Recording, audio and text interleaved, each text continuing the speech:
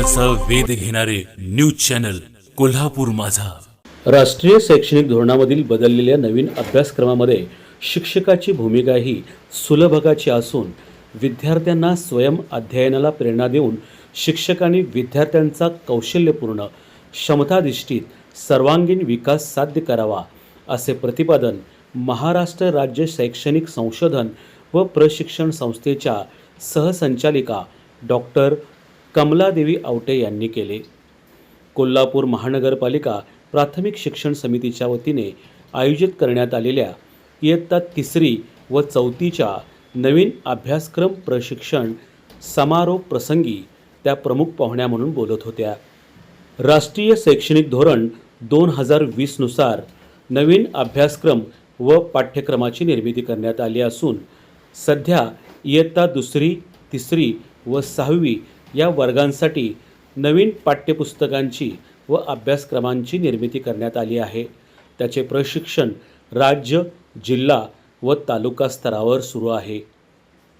राज्य शैक्षणिक संशोधन व प्रशिक्षण संस्थेच्या उपसंचालिका वर्षा राणी भोपळे यांनी यावेळी बोलताना शिक्षकांनी नवीन अभ्यासक्रमातील वैशिष्ट्ये समजावून घेऊन आपल्या अध्यापनात आवश्यक तो बदल करावा, तसेच शिक्षकांनी विद्यार्थ्यांचा सर्वांगीण विकास साध्य करावा असे आवाहन प्रशिक्षणार्थी शिक्षकांना केले।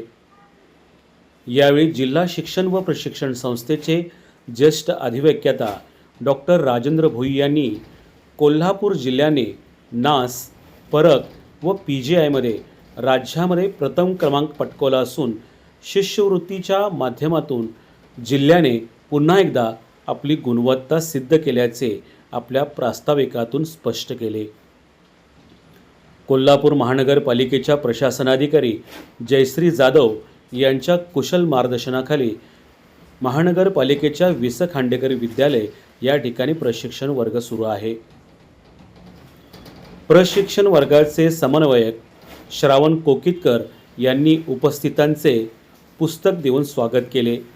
यावेळी जिल्हा शिक्षण व प्रशिक्षण संस्थेच्या अधिव्याख्याता वृषाली गायकवाड, खाजगी प्राथमिक शिक्षक व शिक्षकेतर महासंघाचे राज्य सचिव राजेंद्र कोरे, प्रशिक्षण मार्गदर्शक सारिका पाटील, विजय सुतार, संध्या कोरे, मृणाल गावडे, विनोद गायकवाड, अमित पोटकुले, संभाजी नलवडे, लहू राठोड इत्यादी यावेळी उपस्थित होते।